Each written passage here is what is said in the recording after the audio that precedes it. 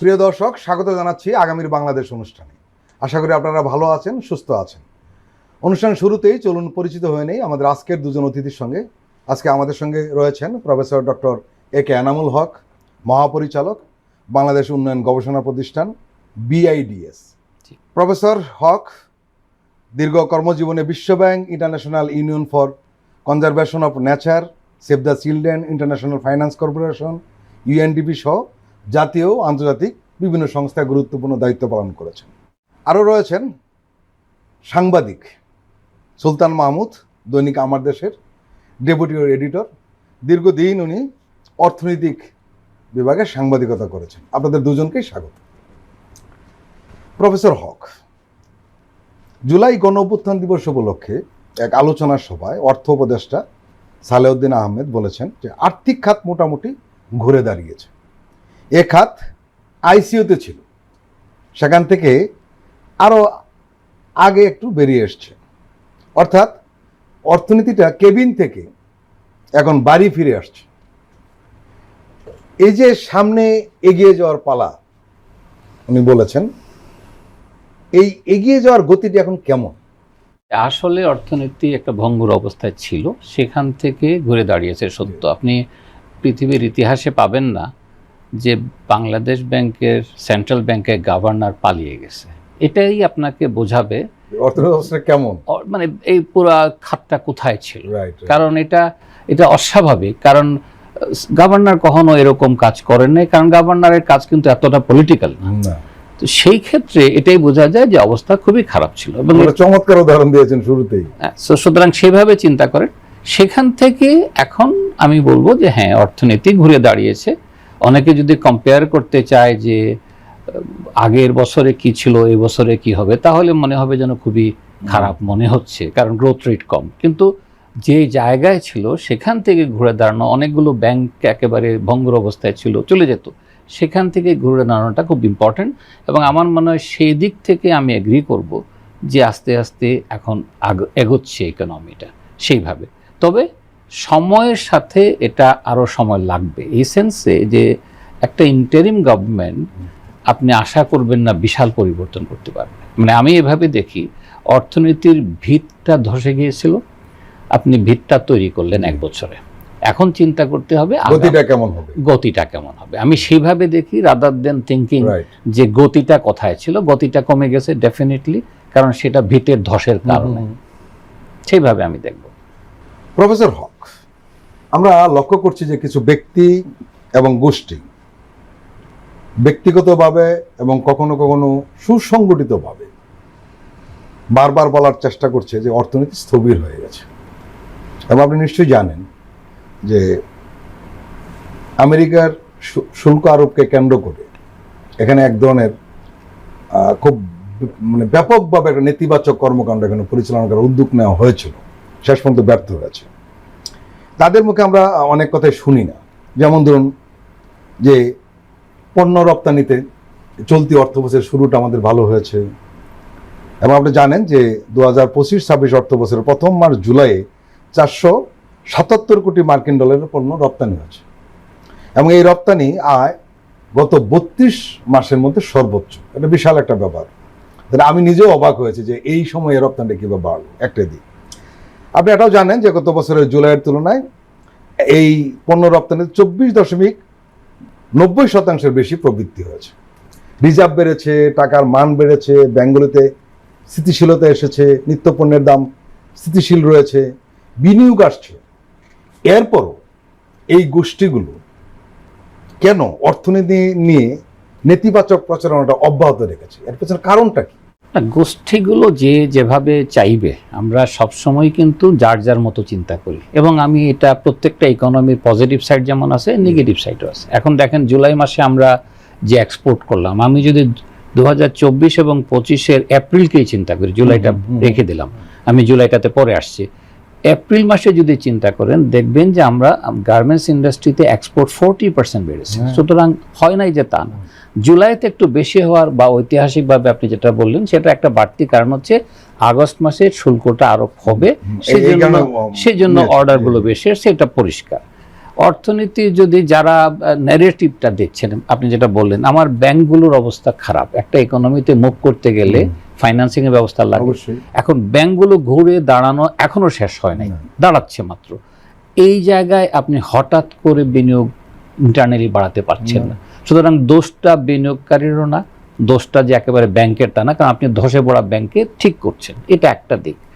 আরেকটা দিক হচ্ছে যে যারা, যেটা আপনি সুলতান সাহেব বললেন, সেটা খুব ইম্পর্টেন্ট। সেটা হচ্ছে যে একটা গ্রুপ অফ পিপলের কাছে, তারাই পার্লামেন্টে, তারাই এক্সপোর্টে, তারাই ব্যাংকে, এই অবস্থা যখন পরিবর্তন হলো, তাহলে অনেকে দেশে নাই, অনেকে জেলে আছে। সুতরাং আপনি হঠাৎ করে বিনিয়োগকারী আবিষ্কার করতে পারবেন না। সুতরাং সেই অর্থে আপনি দেখবেন যে হ্যাঁ, কিছুটা স্থবিরতা আপনি দেখতে পাচ্ছেন। এখন গ্রোথ রেট 4%-এর কাছে, যেটা এক সময় 6% ছিল। যদিও আমাদের একটা স্টাডি, ডক্টর জাহিদের স্টাডি বলছে যে 4%টা একটু ইনফ্লেটেড, আসলে এতটা ছিল না, বাট দেখানো। বাট এটা তো প্রমাণিত, পরবর্তী সময় আমরা জানতে পেরেছি যে আসলে কিছুটা সেটা ছিল। কিন্তু তার সত্ত্বেও ইকোনমিকে আপনি ইন্টারিম মুভমেন্ট সময়ে এর চেয়ে বেশি করা খুব ডিফিকাল্ট। আপনি যদি সময়টা বাড়তি না দেন, যারা ইনভেস্টর তারা চিন্তা করবে যে আমি রুল চেঞ্জটা দেখতে চাই। আমি যখন বলছি যে আমি ইকোনমিতে নতুনভাবে সাজাতে চাই, নতুনভাবে সাজানো মানে কি, যে আমার পলিটিক্যাল ফেভারিটিজম হয়তো ফিরে আসবে, সেটা আসবে কি আসবে না, সেই রুল চেঞ্জ আমি দেখতে চাই। সেই জন্য অনেকে সংস্কারের জন্য অপেক্ষা করছে। সব সংস্কার এখনো হয় নাই, যেহেতু সব সংস্কার হয় নাই, সবাই অপেক্ষা করছে। আপনি দেখেন, এইভাবে চিন্তা করেন, একটা এনবিআর এর পরিবর্তন গভর্নমেন্টকে নাস্তা নাবুদ করে ফেলছে। এনবিআর এর পরিবর্তন শেষ পর্যন্ত গভর্নমেন্ট দাঁড়িয়েছে বলে এটা সম্ভব ছিল।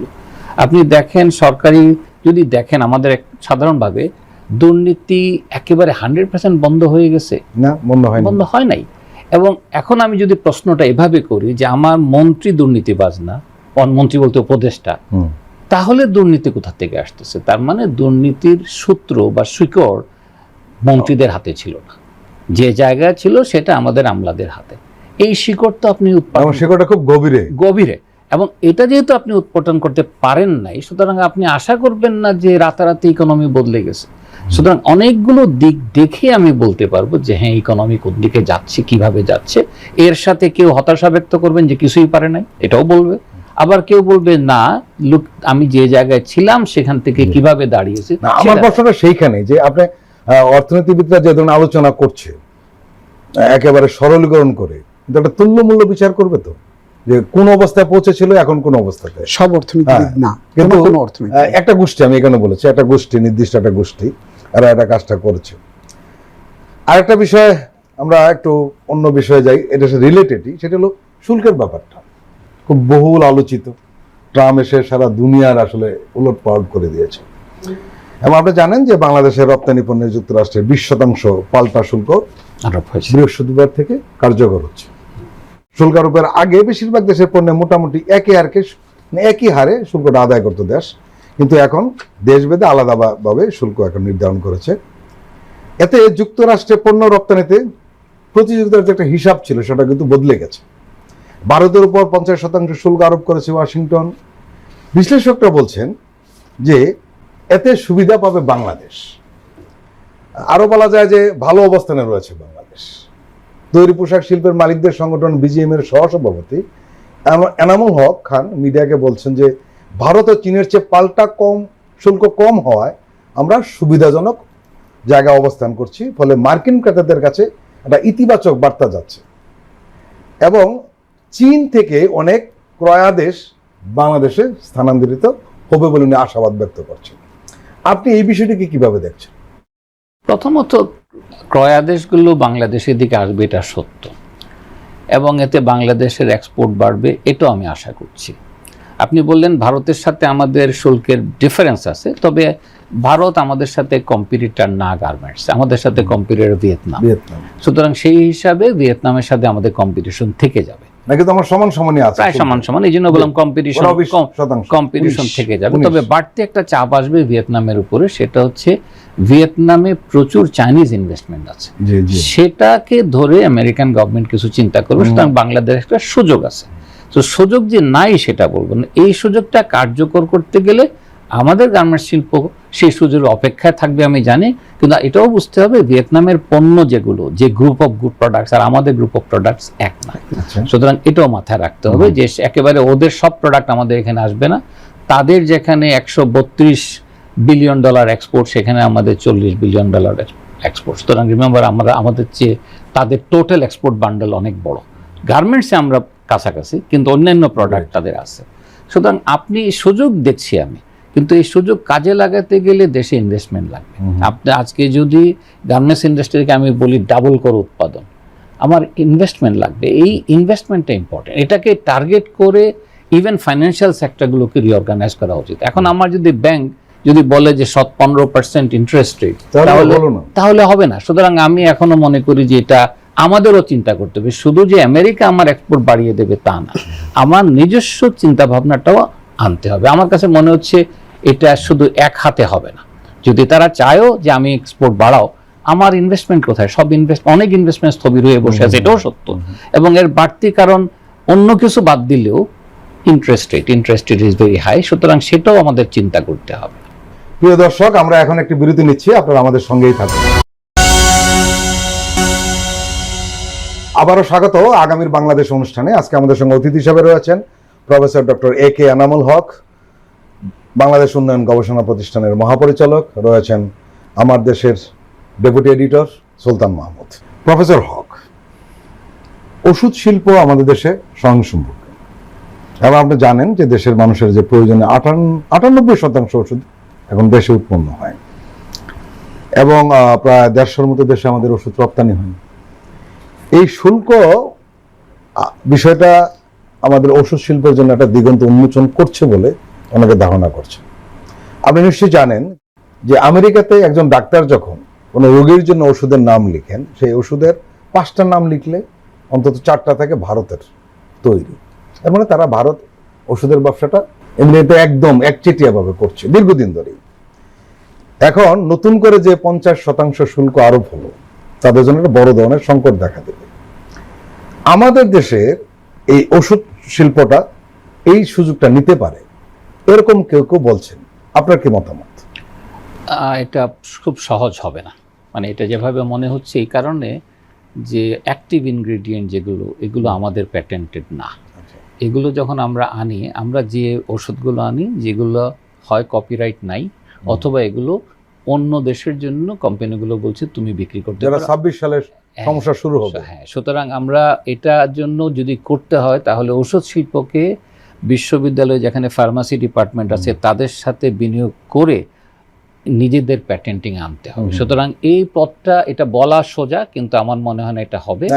আরো কেউ কেউ বলছে যে আমরা 26 সাল পর্যন্ত চালিয়ে নিতে পারি, এরপরে কিন্তু এই সুযোগটাও থাকবে না। না, এরপরে সুযোগ থাকবে না। সুতরাং এই ক্ষেত্রে আমার মনে হয় ওষুধ শিল্প যদি মনে করে, এবং উইচ ইজ ভেরি ইম্পর্টেন্ট, যে এতগুলো দেশে আমরা রপ্তানি করছি, যদি রপ্তানি বাড়াতে হয় তাহলে এখনই তাদের গবেষণায় ফান্ডিং করতে হবে। তাদের চিন্তা করতে হবে যে আমার কিছু প্যাটেন্টেড প্রোডাক্ট থাকতে হবে। যদি না থাকে এবং অ্যাক্টিভ ইনগ্রেডিয়েন্ট আমরা যদি তৈরি করতে না পারি নিজেরা, it will be very difficult. আমার কাছে মনে হচ্ছে তখন তো আমরা নিজেরাই সমস্যা পড়বো, বিশাল দামে ওষুধ কিনতে হবে। আমাদের সেই প্রবলেম আছে। আমরা যে সমস্ত কান্ট্রিতে এখন এক্সপোর্ট করি, তারাও সব জায়গায় নিতে পারবে না, কারণ বিধিনিষেধ আসবে। এখন আমরা এলডিসি হওয়াতে বিধিনিষেধগুলোতে নাই। সুতরাং ঔষধ শিল্পকে আমি মনে করি এটা সম্ভাবনাময় শিল্প, কিন্তু এই শিল্পকে যদি দাঁড়া করাতে হয় তাহলে তাদের গবেষণায়, এবং এখানে সরকারেরও দায়িত্ব আছে গবেষণায় ফলাফল দেওয়া, যে আমি গবেষণা করে কিছু প্যাটেন্ট আমাদের প্রোডাক্টে নিয়ে আসবো। এটা ইন্ডিয়া গত 20 বছরে করে ফেলছে, অনেকখানি গিয়েছে। এই কাজটা আমরা আসলে করি নাই। আমরা ঔষধ শিল্পকে খুব সহজ ইনকাম হিসাবে, একেবারে সস্তা ইনগ্রেডিয়েন্ট দিয়ে কিছু প্রোডাক্ট তৈরি করেছি। যদিও আমাদের ক্যাপাবিলিটি আছে, কিন্তু যদি প্যাটেন্ট রাইট না থাকে তাহলে ঔষধ শিল্প will B a very difficult one. এর মানে আমরা সেই সুযোগটা নিতে পারবো না যদি আমরা রিসার্চ না করি। রিসার্চ করা ডিফিকাল্ট না। আজকালকার দিনে একটা নতুন ওষুধ আবিষ্কার হলে 3 বছর লাগে রিভার্স এক্সপেরিমেন্ট করে এটাকে, অথবা রিভার্স ইঞ্জিনিয়ারিং করে তারা বের করে ফেলে এটা কি ছিল। সুতরাং এইটা ডিফিকাল্ট না। বায়োকেমিস্ট্রি ডিপার্টমেন্ট আছে, ফার্মাসিউটিক্যাল ডিপার্টমেন্ট আছে বাংলাদেশে অনেকগুলো ইউনিভার্সিটিতে। আমাদের ইন্ডাস্ট্রিগুলোকে তাদের সাথে লিঙ্কেজ করে দেওয়া, যে তুমি এখানে যাও, এই প্রোডাক্টগুলোকে বের করে নিয়ে আসো এখানে কি ছিল। এটা ইম্পসিবল না, কঠিন কাজ না, এটা চিন্তা করা উচিত। আমরা আমাদের গবেষণাতে সেগুলো আনতে হবে। গবেষণা দুই রকমের, একটা গবেষণা হচ্ছে সরকার বলছে যে আপনি গবেষণা করেন, আরেকটা হচ্ছে ইন্ডাস্ট্রি গবেষণা করবে যে এই গবেষণার ফলটাকে আমি প্রোডাক্ট হিসাবে রূপান্তর করব, সেই গবেষণা ইন্ডাস্ট্রিকে আগাতে হবে। প্রিয় দর্শক, আমরা আবার একটি বিরতি নিচ্ছি, আপনারা আমাদের সঙ্গেই থাকুন। প্রফেসর হক, প্রফেসর মোহাম্মদ ইউনূস কিন্তু একটা কথা বলেছেন যে দেশের ভেঙে পড়া অর্থনীতিকে মজবুত করতে হলে আমাদের চিন্তায় মৌলিক পরিবর্তন আনতে হবে, এবং সেই মৌলিক পরিবর্তনের কথাটাই উনি মূলত পানিভিত্তিক অর্থনীতি যেটা বাংলা করা হয় সে কথা উনি বলছেন, যে এই বিষয়টা, এই সম্পদটাকে আমাদের কাজে লাগাতে হবে, যে কথাটা নিয়ে আমরা এতক্ষণ আলোচনা করছিলাম। এবং এই আপনি নিশ্চয়ই জানেন যে এই পানির মধ্যে অপরন্ত সম্পদ, মৎস্য সম্পদ এগুলো রয়েছে, কিন্তু এই মৎস্য সম্পদকে কিন্তু আমরা ব্যবহার করি না। অনেক মাছ নষ্ট হয়ে যায়, আনতে আনতে নষ্ট হয়ে যায়, বরফ গলে যায় ইত্যাদি। এর জন্য একটা প্রসেসিং পদ্ধতি থাকতে পারতো, সেটা কিন্তু হয়নি, কোনো কিছু হয়নি। আর সবচেয়ে বড় কথা যেটা, সেটা হলো যে এত বড় আমাদের সমুদ্র বন্দর, কিন্তু আসলে যতটুকু কাজে লাগানো দরকার সে কাজে লাগাতে পারছি না। সেখানে সিস্টেমেটিক অনেক প্রবলেম রয়েছে। কন্টেনার নিয়ে কি হলো আপনি নিশ্চয়ই দেখেছেন, যে আনা নেওয়ার ব্যাপারে কি প্রবলেমটা হয়। এখন এই যে নতুন একটা মৌলিক চিন্তা আমাদের মধ্যে ঢুকিয়ে দিয়েছেন প্রফেসর ইউনূস, এই বিষয়টিকে আপনি আমাদের অর্থনীতির সঙ্গে মিলিয়ে কিভাবে ব্যাখ্যা করবেন? আমি এটাকে একটু অন্যভাবে দেখি। আমি আপনাকে কয়েকটা ইস্যু বলি। একটা হচ্ছে সমুদ্র সীমা নির্ধারণ হওয়ার একটা সুবিধা হলো যে আমার এলাকায় কেউ ঢুকতে পারবে, রাইট, এটা আমার অধিকার। আপনি যদি সমুদ্রর এখন এআইএস আর্টিফিশিয়াল ইন্টেলিজেন্স দিয়ে আমি ট্র্যাক করতে পারি, আমার ক্লাসের ছাত্রদেরকে আমি এক মাসে একটা অ্যাসাইনমেন্ট দিয়ে বললাম তোমরা আমাদের সমুদ্র সীমার ভিতরে বিদেশি জাহাজ কতটা আছে দেখো, দেখা যায়। তো তারা বলল না স্যার, আমাদের বর্ডারে তারা বসে থাকে। তার মানে বাংলাদেশের বর্ডার ঘেঁষে আন্তর্জাতিক সমুদ্র, সেখানে কারা বসে আছে? তাইওয়ান বসে আছে, ইন্ডিয়া বসে আছে, শ্রীলঙ্কা বসে আছে। আপনি বলছেন মাছ নেবেন, এই মাছ তো আসেই পথে, ওখানে ওরা বসে কাজটা করছে। প্রবলেমটা কোথায়? প্রবলেমটা হচ্ছে সমুদ্রে অনেকগুলো সম্পদ, একটা সম্পদ হচ্ছে মাছ, আপনি চিন্তা করছেন, একটা সম্পদ হচ্ছে জাহাজ যাচ্ছে, এটাতে আপনি এক্সপান্ড করতে পারবেন, আপনার ট্রেড বাড়লে এটা এক্সপান্ডেড হবে। কিন্তু বাড়তি যেটা বুঝতে হবে যে আমাদের 10 লাখ লোক, এরা আসলে সমুদ্রে মৎস্য আহরণ করে 12 কিলোমিটারের ভেতরে, তার এর বাইরে যেতে পারে না, কারণ তাদের যে ইনভেস্টমেন্ট, এই এবিলিটি নাই। এখন এই এবিলিটি যদি আপনি 100 কিলোমিটার নিতে চান, তাহলে আমাদের বর্তমান অবস্থায় ক্যাপাবিলিটি নাই, যেটা উনি সক্ষমতার কথা বললেন। এই সক্ষমতা বাড়াতে গেলে আপনাকে একটু দূরে চিন্তা করতে হবে যে কার আছে। আমি আপনাকে বললাম তাইওয়ান, তাইওয়ান কোথায় আর বাংলাদেশ কোথায়? তারা সেখান থেকে এসে আমাদের মাছটা নিয়ে যাচ্ছে, চায়নাও নিয়ে যাচ্ছে, অনেক দেশ নিয়ে যাচ্ছে। জাপানিজরা গিয়ে দেখেন আটলান্টিক থেকে মাছ নিয়ে আসে। তার মানে হচ্ছে আগামীতে আপনাকে এই চিন্তা করতে হবে। দ্বিতীয়, আমি যেটা ইম্পর্টেন্ট কথা বলি সেটা হচ্ছে এপ্রিল মাসের শেষের দিকে ট্রাম্প একটা নতুন আইন পাশ করছে, এটা আমাদের চিন্তা করার জন্য। আমি আনন্দিত এই কারণে প্রফেসর ইউনূস এটা উল্লেখ করেছেন যে সমুদ্র সম্পদ, ট্রাম্পের আইনটা দেখার মতো। ট্রাম্প বলছে যে পৃথিবীর যে কোনো আন্তর্জাতিক সমুদ্রে আমেরিকান কোম্পানি গিয়ে যদি সম্পদ আহরণ করে, ট্রাম্প তাকে প্রোটেকশন দেবে। যে একই আইন ব্রিটিশরা দিছিল, স্প্যানিশরা দিছিল কলোনাইজেশনের জন্য। কলোনাইজেশন আইন কি ছিল? যে ব্রিটিশ কোনো কোম্পানি যদি কোথাও গিয়ে কারো সাম্রাজ্য দখল করে, তাহলে ব্রিটিশ সরকার তাকে প্রোটেকশন দেবে। তার মানে বুঝতেছেন, আমি যেটা চিন্তা করছি সেটা হচ্ছে আরেক ধরনের কলোনাইজেশন আসতেছে। বিপদে কে পড়বে? আন্তর্জাতিক সমুদ্র তছনছ হয়ে যাবে। আমাদের ক্ষেত্রে যেটা চিন্তা করা উচিত যে আমাদের আন্তর্জাতিক সমুদ্রগুলো যেন ঠিক থাকে, তা না হলে কিন্তু বিপদ হবে। এখন ভেতরের সম্পদ যদি আহরণ করেন, তাহলে সবচেয়ে কাছের সম্পদটা কি? দুটো সম্পদ আমি বলবো, এত দূরে যাব না, এত বড় ইনভেস্টমেন্ট করতে আমাদের সময় লাগবে। দুটো সম্পদ, একটা হচ্ছে মেরিন অ্যাকুয়াকালচার। মেরিন অ্যাকুয়াকালচারটা কিছুই না, আপনি সমুদ্রের মধ্যে খাঁচার মধ্যে মাছের উৎপাদন করবেন। এতে কি হয়? আপনার খাদ্য কম লাগবে, আপনার কস্টিং কম লাগবে, এবং এটা আপনি ইজিলি করতে পারবেন, এটা এক্সপোর্টেবল প্রোডাক্ট। সুতরাং সেটা আমাদের দেশে আসা উচিত, কারণ এটা আমার ক্ষমতার মধ্যে, এটা আমার ক্ষমতার বাইরে না। দ্বিতীয়ত যেটা হচ্ছে, আমরা চেষ্টা করছি উইন্ড এনার্জি, এটা কাজ করবে না। আমি কয়েকদিন আগে কুতুবদিয়াতে গিয়ে দেখলাম 50-এর মতো উইন্ড মিল কাজ করছে না। কক্সবাজারে যে 35 মেগাওয়াটের জন্য চলে, এগুলো আপনি গিয়ে দেখবেন অধিকাংশ কাজ করছে না। কারণটা হচ্ছে আমরা যে জিওগ্রাফিক অবস্থায় আছি বঙ্গোপসাগরে, সে কোথায় কাজ করে? সমুদ্রের বাতাস যেতে হবে, হ্যাঁ সেটাই। কারণ আমাদের বাতাস এসে থেমে যায় মাটিতে। সুতরাং আপনি এখানে আশা করবেন না মাঝে মধ্যে চলবে, মাঝে মধ্যে চলবে না।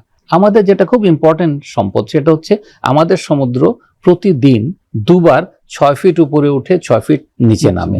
আপনি টাইডকে কাজে লাগিয়ে কিভাবে আপনি ইলেকট্রিসিটি তৈরি করতে পারেন, কারণ আপনার তো টারবাইন ঘোরানো দরকার। পানি আসবে, টারবাইন ঘুরবে, আচ্ছা পানি নামবে, টারবাইন ঘুরবে।